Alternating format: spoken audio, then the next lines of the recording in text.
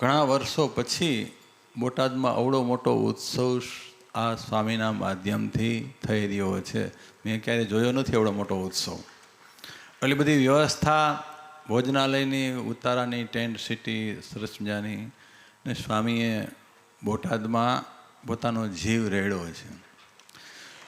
Short ટર્મમાં, થોડા ટાઈમમાં જે ઘણા વિકટ પ્રશ્નો એ બધા ઉકેલી અને સરસ મજાનું યાત્રિક ભવન જુઓ, મંદિરની પાછળના ભાગમાં પ્રસાદીની વસ્તુનો સંગ્રહ જુઓ, સંતાશ્રમ જુઓ, ને અત્યારે જે ગોપાળાનંદ સ્વામીએ કૃપા કરીને આપણે જે ચરણાવિંદ આપ્યા, જેનો ઉત્સવ ચાલી રહ્યો છે, એ સરસ મજાનું જે નૂતન સભા મંડપ ઉપર ઉતારા, આ બધું જ સ્વામીના માધ્યમથી આર્થિક વિકાસ તો ખૂબ થઈ રહ્યો છે. સાથે સાથે આધ્યાત્મિક જે વિકાસ, ભૌતિક વિકાસની સાથે જે આધ્યાત્મિક જે સ્વામી સત્સંગનું જે પોષણ કરી રહ્યા છે, એ તો કાંઈ અજોડ છે.